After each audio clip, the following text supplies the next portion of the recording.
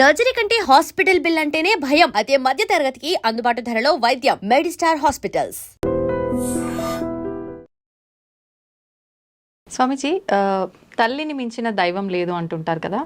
మరి అంటే భగవంతుడి కన్నా తల్లే గొప్పదా? లేదు, తల్లిని మించిన దైవమే లేదు అంటున్నారు.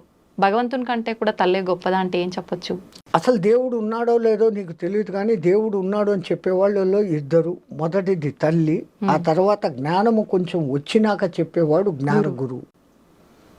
తో గురు బినా విద్యానహి అన్న మాట అందుకే వచ్చింది. దేవుడు గురువు ఇద్దరు నడిచొస్తుంటే నువ్వు ఎవరికి నమస్కారం పెడతావు అని రామదాసును తుకారం లాంటి వాళ్ళని అడిగితే నా గురువుకే పెడతాను ముందు, దేవుడు ఏంటి లెక్క.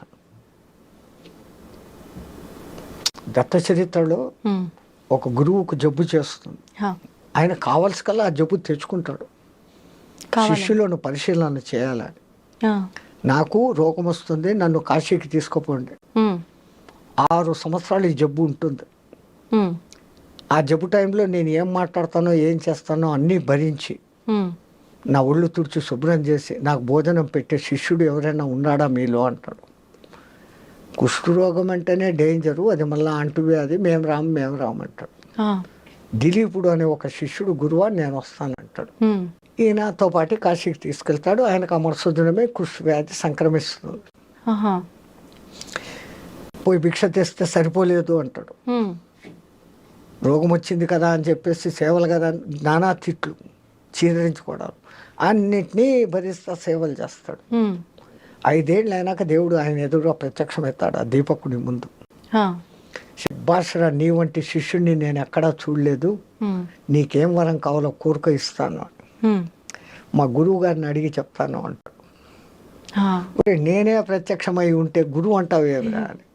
ఆ గురువు ఉండబట్టి గురువు మంత్రం ఇస్తే నువ్వు కనపడతావు, రామ మంత్రం ఇస్తే రాముడిగా నువ్వు కనపడతావు, కృష్ణ మంత్రం ఇస్తే కృష్ణుడిగా నువ్వు కనపడతావు, విష్ణు మంత్రం ఇస్తే విష్ణువుగా కనపడతావు. నాకు నువ్వు కనపడేదానికి మార్గదర్శివుడు నా గురువే.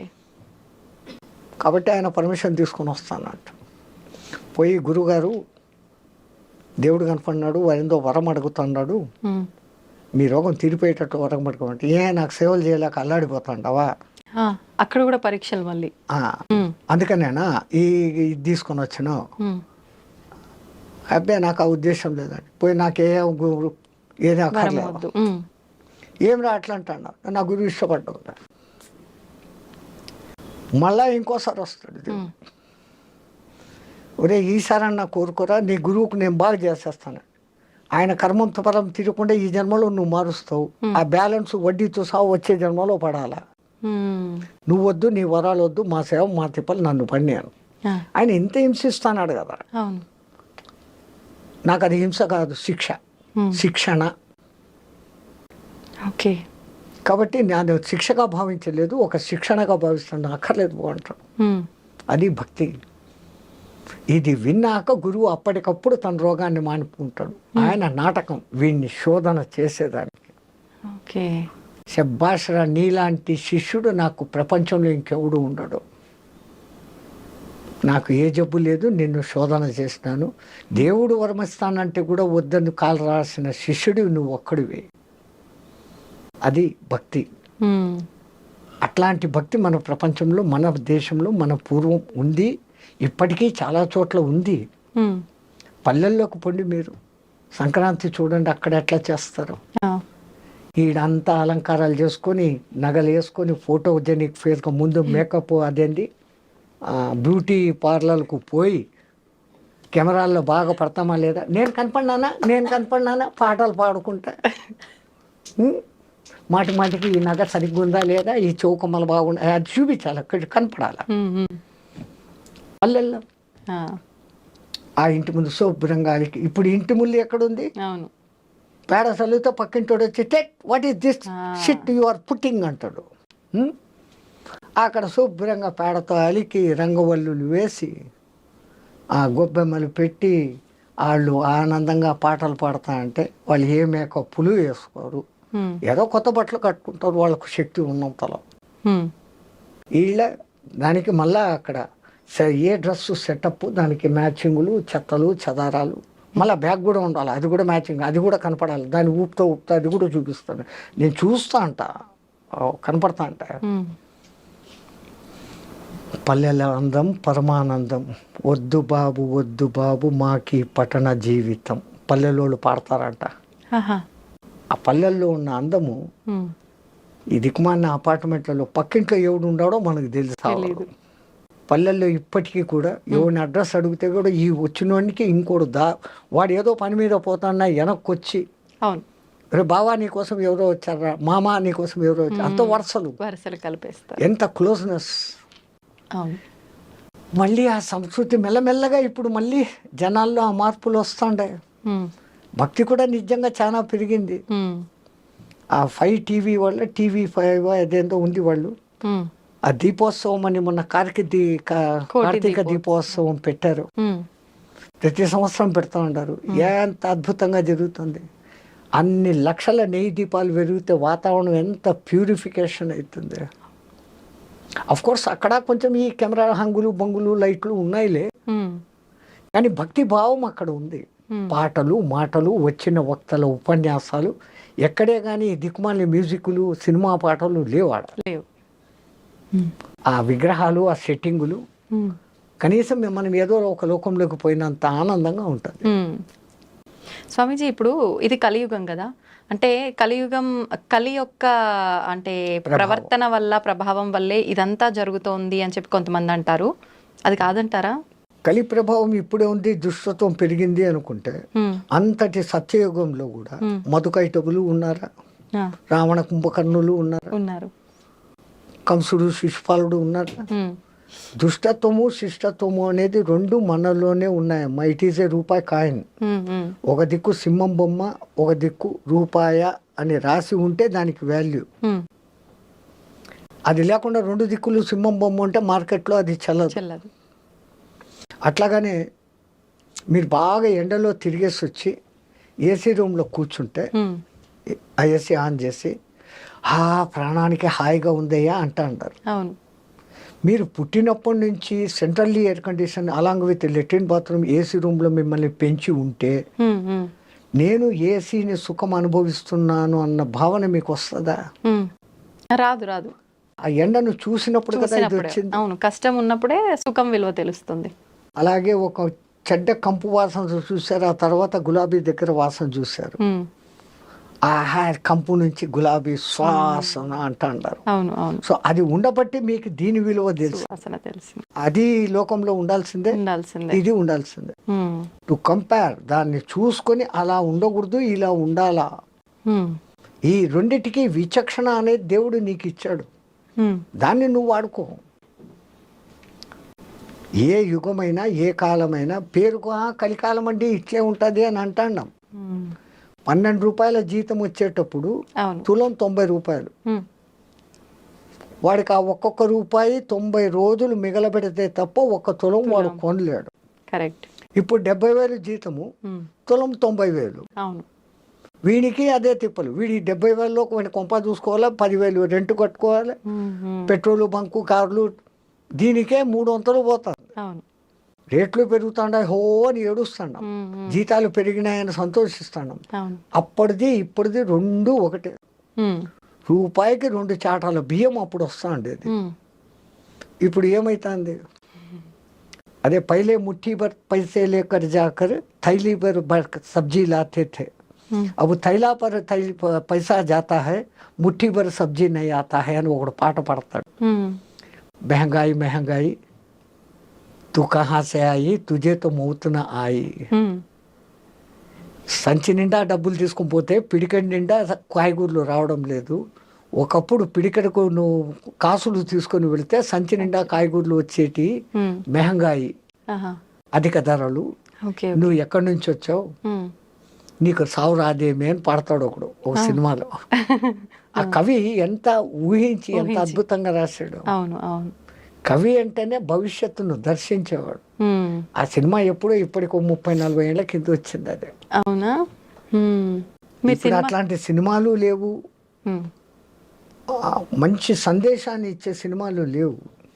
మంచి సందేశం అన్నారు కాబట్టి స్వామీజీ, ఇప్పుడు ఈ మధ్యకాలంలో మన పురాణాలకు సంబంధించి మహాభారతాలు, ఈ గ్రంథాలకు సంబంధించి చాలా సీరియల్స్ వస్తున్నాయి కదా, అవి చూడడం వల్ల మనకు నిజంగా మంచి ఆ జ్ఞానం సీరియల్ను కూడా వక్రించి రాస్తాండారే.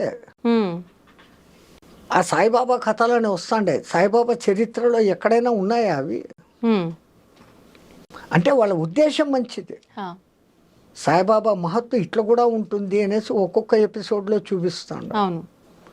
కానీ శివుని పట్ల చూపించే కొన్ని పురాణాలు ఉంటాయి. ఉమ్, వాడి ముఖమే శివుని ముఖంలాగా ఉండదు. ఉమ్, అది ఏందో రావణాసురుడు శివుని కోసం బంగారు భవనం కట్టించాడంట. ఉమ్, వీళ్ళు గృహప్రవేశం చేశారంట. అది ఏందది? పురాణాన్ని వక్రిస్తూ తీయకూడదు. ఉమ్, అట్లా చేస్తా అంటే గవర్నమెంట్ చర్యలు తీసుకోవాలి. అది తీసుకోవడంలే. ఏమంటే స్వతంత్రం, ఆ, నా ఇష్టం వచ్చినట్టు నేను చేస్తాను, తీస్తాను. ఉమ్, ఈ వ్యవస్థ మారాలమ్మా. ఉమ్, దేశం బాగుపడాలంటే కొంచెం దండా ఉఠానాచి పడేగా. ఉమ్, మనవి సనాతన ధర్మం ఇది. ఉమ్, దీన్ని వక్రీకరించినోడికి జైలు శిక్ష అని ఏంటి? ఇట్లాంటి చెత్త సినిమాలన్నీ వస్తాయా? అవును. అమ్మ, సంక్రాంతి రాబోతోంది. సంక్రాంతి అనగానే 3 రోజుల పండగగా జరుపుకుంటాము. భోగి, సంక్రాంతి, కనుమ. అవును. కొన్ని ప్రాంతాల్లో ఒకటే రోజులో జరుపుకుంటారు, కొన్ని ప్రాంతాల్లో 3 రోజులు విశేషంగా జరుపుకుంటారు, కొన్ని ప్రాంతాల్లో 2 రోజులు మాత్రమే జరుపుకుంటారు, కొన్ని ప్రాంతాల్లో అయితే నాన్ వెజ్, కొన్ని ప్రాంతాల్లో అసలు నాన్ వెజ్ అలా ఉండదు. రకరకంగా ఎవరికి తోచిన విధంగా వాళ్ళు జరుపుకుంటారు. ముఖ్యంగా సంక్రాంతి అనగానే చాలా ప్రాంతాల్లో ఇది కీడు పండగ అని చెప్పి, అసలు కొత్త బట్టలు కూడా ధరించకూడదు అని చెప్పి, అది మూఢనమ్మకం అనుకోవాలో ఏమో తెలియదు కానీ అలా ఉండేవాళ్ళు ఉన్నారు. నిజంగా ఇది కీడు పండగ. అసలు ఈ 3 రోజులు ఆచరించాల్సిన విధి విధానాలు ఏంటో తెలియజేయండి. తప్పకుండా చెప్తాను. అయితే కీడు పండగ అని అంటే కీడు చేసే పండగ అని కాదు. మనకున్న కీళ్ళన్నీ కూడా వెళ్ళిపోయేది. అంటే మొత్తం అంత నెగటివ్ ఎనర్జీ అనుకోండి, ఏదన్నా సరే, మన జాతకంలో ఉన్న గ్రహ పీడలే అనుకోండి, అవన్నీ కూడా దగ్ధం చేసే పండగ అని చెప్పుకోవచ్చు అనమాట. మీరు ప్రత్యేకంగా చూస్తే గనక భోగి రోజు ఇంట్లో ఉన్న పాచామనంతా తీసుకెళ్లి మంటల్లో వేసేస్తా. అవునా కాదా? అలాగే ఇక్కడ మన పాత ఆలోచనలు ఏమన్నా ఉంటే గనక, చాలా బాధ పెట్టిన సంఘటనలు ఏమన్నా ఉంటే గనక, అవన్నీ కూడా మన మనసుల్లో నుంచి వెళ్ళిపోవాలన్నమాట. అయితే ఎప్పుడైనా కూడా భగవంతుడు మనిషికి ఇచ్చింది వరం ఏంటి అంటే మరుపు. అవునా కాదా? మర్చిపోవడం అనేది. అంటే జరిగినవి ఏమైనా కూడా, దుస్సంఘటనలు ఉన్నా కూడా, బాధాకరమైన సంఘటనలు ఏమన్నా ఉన్నా కూడా, ఇప్పుడు చూడు ఆర్థికంగా ఏమైనా చితికిపోయారు, అవన్నీ కూడా బాధ అంతా కూడా తీసేసి మళ్ళీ కొత్త జీవితాన్ని మనం ప్రారంభించాలి అని చెప్పుకోవచ్చు అనమాట. ఇక్కడ ఇంకోటి ఏంటి అని అంటే, కీడంతా పోయే పండుగ భోగి రోజు. ఎందుకనంటే ఉత్తరాయణ పుణ్యకాలం అనేది స్టార్ట్ అవుతుంది నెక్స్ట్ డే నుంచి. కాబట్టి మనకి చాలా మంచి రోజులు రాబోతున్నాయి అని మనం, అది కూడా ఇంకోటి ఏంటంటే నేచర్ని చూస్తే గనక సూర్యుడికి సంబంధించిన పండగ కాబట్టి తప్పకుండా విశేషంగా జరుపుకోవాలి అనేది మనం గుర్తుపెట్టుకోవాలన్నమాట. ఇప్పుడు ఈ భోగి రోజు భోగి మంటలతో పాటు భోగి పళ్ళు పోసే సాంప్రదాయం కూడా ఉంటుందంటారు. ఇది నిజంగా ప్రాంతాచారమా, శాస్త్ర ప్రకారంగా ఉన్నది అంటారా? ప్రాంతాచారము అని అంటే శాస్త్రపరంగా ఏంటి అంటే, బదరీలో మనకి శ్రీమన్నారాయణుడు నిక్షిప్తమై ఉంటాడు అని చెప్పుకోవచ్చు అనమాట. రేగుపళ్ళు, రేగుపళ్ళని బదరీ పళ్ళు అని అంటారు. అందులో శ్రీమన్నారాయణుడి శక్తి అంతా కూడా నిక్షిప్తమై ఉంటుంది అని చెప్పుకోవచ్చు. అలాగే మీరు చూస్తే గనక ఒక్కొక్క పండగ నాడు ఒక్కొక్క చెట్లకు కానివ్వండి, ఆ పవర్ అనేది నిక్షిప్తం ఉంటుందని చెప్పుకోవచ్చు. అర్కుడు అంటే ఏంటంటే, అర్క అంటే సూర్యుడికి కూడా ఉంది ఆ పేరు. మీరు చూస్తే తెల్ల జిల్లేడికి అర్క అని పేరు, శ్వేతార్కము అని పేరు. ఆ తెల్ల జిల్లేడు ఆకులు పెట్టుకుని అభ్యంగన స్నానం చేయడం అనేది చేస్తారు. సంక్రాంతి రోజు కూడా చేస్తారు. అంటే ఏంటి అని అంటే, ఆ శక్తి అంతా కూడా మనకి మనలో కూడా ప్రవహింపజేసేటట్టుగా మనం చేసుకుంటాం అన్నమాట. కాబట్టి రిచువల్స్ అనేవి మన పెద్దవాళ్ళు ఏమైతే చెప్పారో అవి తప్పకుండా మనం ఫాలో అవుతే ఏంటి అంటే మనకి ఆరోగ్యం బాగుంటుంది. అలాగే ఏదైనా సరే విశేషంగా చేసుకున్నామన్న ఫీలింగ్ ఉంటుంది. ఇప్పుడు చూడండి, మీకు బర్త్డే రోజు మీరు ఎంత యాక్టివ్ గా ఉంటారు, అవునా కాదా? ఒక తెలియని కళ అనేది సంతరించుకుంటుంది మన ముఖంలో. అట్లానే అబ్బా వాళ్ళు చెప్పినవి మనం చేసాం కదా అన్న ఫీలింగ్, పాజిటివిటీ అనేది పెరుగుతుంది పండగ సందర్భంగా అని కూడా మనం చెప్పుకోవచ్చు అనమాట. అయితే ఈ రేగు పళ్ళల్లో ఉన్న శక్తి అంతా కూడా పిల్లల మీద ఉన్న కీడంతా పోవాలి అని చెప్పి భోగి పళ్ళు పోస్తారు. ఓకే. ఓకే. అలాగే మీరు చూస్తే గనక మీరు ఈ హోమియోపతి మెడిసిన్స్లో బంతి పువ్వుని చాలా రకాలుగా వాడతారు. అవును. అంటే ఎగ్జాంపుల్ చెప్పాలి అని అంటే ఎప్పుడన్నా మనకి సపోజ్ కాలిన గాయాలు ఉంటాయి అనుకోండి, వాటి మీద రాస్తే చల్లగా ఉంటుంది అవును. బంతి పూల దాంతో నుంచే మెడిసిన్స్ తయారు చేస్తారు అన్నమాట. అందుకే బంతి పూలు కూడా మనం జల్లడం అనేది ఉంటుంది. ఇంకోటి ఏంటంటే కింద పడినవన్నీ కూడా పని వాళ్ళని ఏరుకోమండము అలా చేసేవారు అనమాట. అట్లా ఏదైనా కూడా దానము అనేది మనం ఇస్తూ ఉంటే గనక ఉత్తిగా ఇవ్వకూడదు ఎవరికి కూడా. అంటే ఈరోజు ప్రత్యేకంగా దానాలు ఇవ్వాలి. అందుకనే దానం అంటే ఏంటంటే అందుకే రూపాయి బిళ్ళలు కూడా వేసి పోస్తారనమాట బోయిపళ్ళు. ఓకే. అప్పుడు అవన్నీ ఏరుకొని ఆ రూపాయి బిళ్ళలు పక్కకు పెట్టుకునే వాళ్ళు అనమాట పని వాళ్ళు. అంటే ఆ రూపాయి బిళ్ళలతోనే అంతా అయిపోతుందా అని అంటే గనక మీరు శని భగవానుడికి ఏదన్నా ప్రీతిపాత్రమై ఉన్నది అని అంటే గనక నాణాలు గనక కాయిన్స్ గనక మీరు పంచిపెడితే సాటర్న్ మన జాతకంలో ఉన్న సాటర్న్ కూడా చాలా సంతోషిస్తాడని చెప్పుకోవచ్చు. అంటే గ్రహం అనుకూలిస్తుంది అని చెప్పుకోవచ్చు అనమాట. కాబట్టి మీరు ఆ పిల్లలకి ఏమన్నా సాటర్న్ ఇబ్బందులు ఉన్నా కూడా, తల్లిదండ్రులకి ఏమన్నా ఉన్నా, ఇంటిలిపాదికి ఏమన్నా ఉన్నా కూడా ఆ కాయిన్స్ అనేవి మనం ఇస్తున్నాం కదా, వాటితో ఆ సాటర్న్ ఏదున్నా కూడా మాలిఫిక్ ఎఫెక్ట్స్ ఏమన్నా ఉన్నా కూడా అవి క్లియర్ అయిపోతాయి అని ఖచ్చితంగా చెప్పుకోవచ్చు. ఇప్పుడు ఈ భోగి మంటల్లో ఇంట్లో ఉన్న పాత వస్తువులతో పాటు చీపుర్లు ఇవి కూడా వేస్తారని అంటారు. నిజంగా వేస్తారా మళ్ళీ చీపుర్లు, పాత చీపుర్లు? మా ఇంట్లో అయితే చీపుర్ని వేయరు. ఎందుకు అని అంటే లక్ష్మీదేవితో సమానం కాబట్టి. అవును. నేను మామూలుగా ఎక్కడైనా తొక్క జాగాలోనే వేసేస్తా. ఇప్పటికీ కూడా డస్ట్ వాళ్ళకి కూడా నేను ఇవ్వను. చెత్త తీసుకుని వాళ్ళు వస్తారు కదా మనకి, వాళ్ళకి కూడా నేను ఇవ్వను. ఎక్కడన్నా చెట్ల దగ్గర పెట్టేస్తాను అనమాట. కాబట్టి అట్లాంటివి ఏం వేయకూడదు. మామూలుగా విరిగిపోయిన బల్లలు కానివ్వండి, ప్లాస్టిక్ సామాన్లు కూడా వేయకూడదు. పాత వస్త్రాలు అవన్నీ కూడా వేస్తారు. జనరల్ గా మాకేంటంటే చెక్క సామాన్ వేసేవాళ్ళు ఎక్కువగా. ఇది పనికి రాదు అని అనుకున్నప్పుడు ఆ చెక్క సామాన్ వేయడం అన్నట్టు, విరిగిపోయినవి అవి పెట్టేవాళ్ళని, అవి వేయడం అనేది ఆనవాయితీగా ఉంటుంది. ఓకే. ఓకే. అయితే ఈ భోగి మంటల్లోనే వేడి నీళ్ళు కాచుకొని స్నానం చేయటము ఇది కూడా ఉంటుందమ్మా? లేదు, పొద్దున్న పూట చలి కాచుకోవడం. చాలా చల్లగా ఉంది, పిల్లలు లేవరు కదా, అందులో సెలవులు పండగ అనేసరికి నెమ్మదిగా లేద్దాంలే అని అనుకుంటారు కదా. అట్లా కాకుండా తెల్లవారుజామునే మంట పెట్టి అక్కడ కాచుకుందాం అని చెప్పి పిల్లల్ని తీసుకొని వచ్చి చలి కాచుకుని ముగ్గులేసే వాళ్ళు ముగ్గులు వేసుకుంటూ, అలాగే నిజంగా గోమాతకు కూడా చాలా పెద్ద పీట వేసాము. గొబ్బెమ్మల్ని చక్కగా ఆవు పేడతో తయారు చేయడము. మేము ఎక్కువ చేసామంటే మేము ఎక్కువ చేసామని చెప్పి చెప్పుకునే వాళ్ళం. ఊరెళ్ళకపోయినా కూడా లైన్ అంతా కూడా ముగ్గులే అనమాట. నాకు ఇప్పటికీ గుర్తు, పెద్ద పెద్ద కార్లు అవి కూడా చివరికి ఆపుకొని వచ్చేవాళ్ళు. వాళ్ళు కూడా ముగ్గులు పాడైపోకుండా తొక్కుతాం పాపం, రాత్రంతా కూర్చునేసారు పిల్లలు అని చెప్పి. ధనుర్మాసం అనేది స్టార్ట్ అయిపోతుంది కదా, డిసెంబర్ 15 నుంచి స్టార్ట్ అయిపోతుంది. ఈ నెల రోజులు కూడా ధనుర్మాసం ముగ్గులు అని. పెద్దవాళ్ళేమో మాకేమో ఈ 4 వేళ్లతో వేయడం వచ్చేది కాదు. ఇప్పుడంతే ఇట్లా అంటే గీతలు పడిపోయేది వస్తుంది. అబ్బా ఎంత అదృష్టమా అనుకున్నాను. అప్పుడు ప్రతి లైన్ జాగ్రత్తగా వేసుకున్నా అలా వేసినట్టుగా వచ్చేది కాదు. వాళ్ళు అలా పెద్దవాళ్ళు మా ముందు ఇలా ఫ్రీగా వేసేస్తుంటే అలా చూస్తూ కూర్చునే వాళ్ళమే. అలా ట్రై చేస్తే వస్తుంది అనేది మా అమ్మ. ఇప్పుడు వచ్చిందా అమ్మ మరి? అలా ట్రై చేస్తుంటే వచ్చేస్తుంది. అయితే మరుసటి రోజు మకర సంక్రాంతి. ఈ రోజు మనం ఆచరించాల్సిన విధానాలు ఏంటి? మీరు ఏం పని చేసినా చేయకపోయినా గోధుమలు ఏమైనా సరే కొంచెం ఎవరికన్నా బ్రాహ్మడికి కానివ్వండి, తెలిసిన వాళ్ళకి ఎవరికన్నా కానివ్వండి, దాని ఇవ్వడం చాలా మంచిది. ఎవరైనా సరే. ఎందుకు అంటే సూర్య భగవానుడికి గ్రాటిట్యూడ్ చూపించే సందర్భంగా మనం ఈ పండుగని చక్కగా వినియోగించుకోవచ్చు అనమాట. ఎందుకు అని అంటే ఎవ్వరు వచ్చినా రాకపోయినా, ఎవ్వరి కోసం తన గమనాన్ని ఆపకుండా స్వామి ఎప్పుడు నిరంతరాయంగా ఆయన పని ఆయన చేస్తూ మనకి జీవాన్ని ఇచ్చి పెంచి పోషిస్తున్నారు చూసారా. దానికోసం గ్రాటిట్యూడ్ చూపించాలి. మనం ఏమన్నా చెయ్యాలి సూర్య భగవానుడికి అనుకుంటే గనక రథసప్తమి ఒకటి ఇంపార్టెంట్ మనకి. ఇప్పుడు ఏంటంటే ఆయన గమనాన్ని మారుస్తున్నాడు ఉత్తరం వైపు కాబట్టి, పుణ్యకాలం వైపు మనం నడిపిస్తున్నాడు కాబట్టి తప్పకుండా గోధుమలకి సంబంధించింది ఏదైనా పిండి వండి, అంటే పూరీలు కానివ్వండి, చపాతీ కానివ్వండి చేసి కొంచెం గోధుమ నూకతో ప్రసాదం చేసి అది పంచిపెడితే కూడా చాలా మంచిది అనమాట. ఏదైనా ఆలయంకి మనం చేసుకొని తీసుకెళ్ళామంటే అందరికి ప్రసాదంగా ఇవ్వచ్చు. ఇది బెటర్ ఆప్షన్. చాలా చాలా మంచిది. అయితే నేను ఒక 5-6 years బిఫోర్ చేశాను. నేను నో నాట్ 8 years బిఫోర్ చేశాను ఇదే.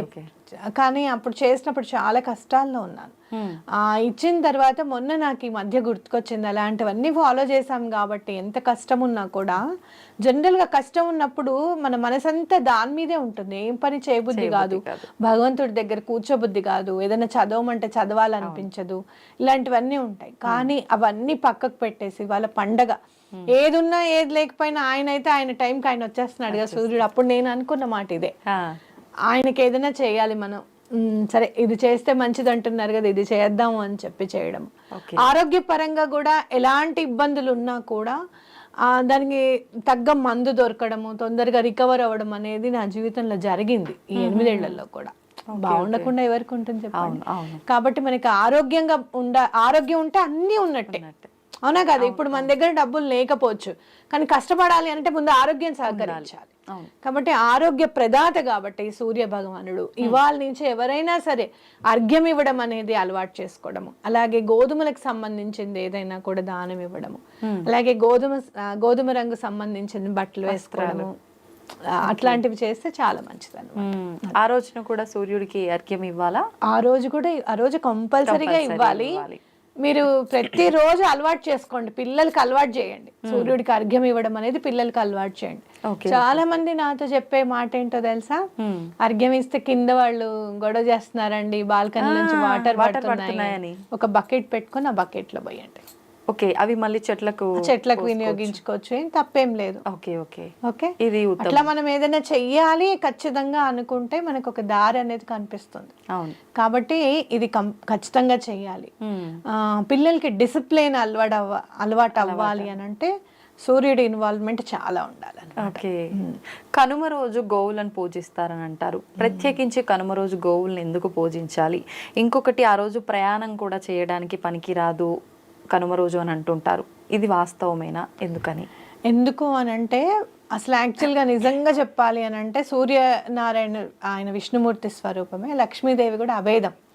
అందుకనే మనకి ధాన్యలక్ష్మి రూపంలో ధాన్యం ఇంటికి వస్తే అమ్మవారిని కూడా చక్కగా పూజించుకుంటాం. ఏ ధాన్యం అయితే రావడానికి మనకి ఇంటికి రావడానికి ఇప్పుడు యూజ్ అయ్యేదేవి ఎద్దులు, మన పాడే కదా. కాబట్టి వాటికి కూడా మనం గ్రాటిట్యూడ్, మీరు చూస్తే సనాతన ధర్మం అంతా కూడా ఎక్కువ గ్రాటిట్యూడ్ మీదే ఫోకస్ పెడుతుంది. ఎవరైనా వచ్చినప్పుడు భోజనము అని అడిగినప్పుడు తప్పకుండా ఇవ్వు, అన్నదానం చెయ్యి, లేకపోతే విద్యాదానం చెయ్యి, ఇలాంటివన్నీ కూడా సనాతన ధర్మం. మీరు పండుగల్లో చూస్తే ఋషులు మునుల ఈ రోజున ఇది ఇంపార్టెన్స్ సిగ్నిఫికెన్స్ ఇచ్చాక కూడా జస్ట్ ఫాలో అవ్వడానికి మనకి బాధ, ఎవరు చేస్తారులే, ఎన్నో ఏళ్ల నుంచి చేస్తూనే ఉన్నానులే అని అనుకుంటాం మనం. కానీ నువ్వు చేస్తావు, కానీ ఈ 2025 అయితే మళ్ళీ రాదు కదా, నెక్స్ట్ 26 వస్తుంది కదా, ఈ రోజు ఎప్పుడుదప్పుడే. కాబట్టి పశువుల్ని కూడా చక్కగా అలంకరించి అవి కూడా మన ఇంట్లో భాగస్వాములు అని చెప్పి వాటికి కూడా మనం ఒక గ్రాటిట్యూడ్ చూపించినట్టుగా మనం భావించవచ్చు అనమాట. అయితే కనుమ రోజు కదలకూడదు అని అనుకుంటే గనక ఇంట్లో అంతా పండగ అంతా ఉంటుంది, వాళ్ళకి ఒక సెలవు అనేది ఇంపార్టెంట్ కదా. అటు వాడికైనా కానీ ఇంట్లో పనిచేసే వాళ్ళకి కానివ్వండి, ఇంపార్టెన్స్గా సెలవు ఖచ్చితంగా ఇవ్వాలి అని చెప్పి రావద్దు, కదలద్దు అని చెప్పారేమో. కనుమనాడు కాకైనా కదలదు అని అంటారు అనమాట, అందుకని అన్నారేమో అని నా భావన. ఓకే, గత సంవత్సరం సంక్రాంతి సమయంలో తీసుకుంటే ఆడపడుచులు ఒకరికొకరు గాజులు పెట్టించుకోవాలని చెప్పి, అక్క చెల్లెలు ఒకరికొకరు గాజులు పెట్టించుకోవాలని, లేదు అంటే ఒక్క కొడుకు ఉన్న వాళ్ళు టవల్ కప్పాలని, ఇలా రకరకాలుగా, లేదు అంటే కీడు వాళ్ళకి అని చెప్పి రకరకాలుగా చెప్పడం జరిగింది. కొన్ని ప్రాంతాల్లో ఇవన్నీ ఆచరించారు కూడా. మరి ఈసారి ఏమైనా అలాంటివి గాజులు పెట్టించుకోవడం లాంటివి ఇంకేమైనా వచ్చాయా ఇలాంటివి? ప్రత్యేకమైన కీడుతో అయితే కూడినది ఏం కాదు సార్ సంక్రాంతి. ఒక్కొక్కసారి ఏమవుతుందంటే బలానా టైంలో ఏదైనా సంక్రమణం జరిగిందనో, లేకపోతే ఇలా చేస్తే గనక ఏదైనా ఆ తిథి ప్రకారంగా కానివ్వండి, లేకపోతే ఏదైనా ఆ రోజు ప్రకారంగా కానివ్వండి, ఏదైనా కొత్త గొప్ప కీడు ఉంటే ఇది చెయ్యండి, ఇది చేస్తే బాగుంటుందనే కానీ అది చేయకపోతే ఏదో అయిపోతుంది అనేది కాదు. ఇప్పుడు గాజులే ఇమ్మన్నారు, ఆడపడుచుకి ఏమవుతుంది? అవునా కాదా? ఎక్కడో ఉన్నారు అనుకోండి, ఫర్ సపోజ్ మీ ఆడపడుచు ఎక్కడో ఉన్నారు, నేను ఇవ్వలేకపోతున్నాను, ఇగో ఈ ఈ 500 వేస్తున్నాను వదిన, మీరు కొనుక్కొని మీరు వేసుకోండి మేము ఇచ్చినట్టు, అంటే ఆ అమ్మాయి ఎంత హ్యాపీగా ఫీల్ అవుతుంది, నన్ను గుర్తు పెట్టుకున్నారు అని చెప్పి. కాబట్టి ఏదైనా కూడా మన ఆ బంధాలని ఇనుమడింపు చేసే విధంగా ఏదన్నా ఉంటే కనుక ఖచ్చితంగా చేసుకోవచ్చు. కాకపోతే చేయకపోతే అమ్మో ఏదో అయిపోతుంది అనేది మాత్రం భయపడకూడదు అనమాట ఎప్పుడు కూడా. అది సంతోషమ్మ, చాలా మంచి విషయాలు తెలియజేశారు. నిజంగా ప్రతి ఒక్కరిలో సంక్రాంతి అనగానే కీడు, నిజంగా ఏదో జరిగిపోతుంది మాకు ఈ భయంలో ఉండిపోతారు.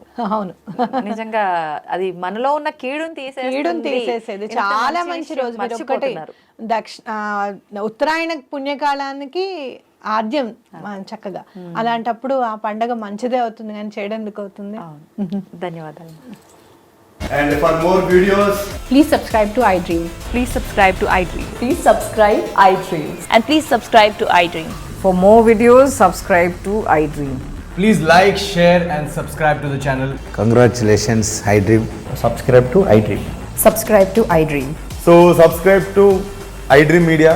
iDream ki iDream team andarki huge congratulations. Please subscribe iDream Media. Please subscribe to iDream. Subscribe iDream. Please subscribe to iDream. iDream అంటే నా కళల ఛానల్ను సబ్స్క్రైబ్ చేసుకున్నారు, నోరు తిరుగుతలేదు, మీరైతే గంట గుర్తు కొట్టండి. For more such videos, please subscribe to iDream. Subscribe to iDream. Please subscribe to iDream. Please subscribe iDream Media. Please do subscribe to iDream. Please subscribe to iDream Media. For best entertainment and information, please subscribe iDream. And don't forget to subscribe to iDream.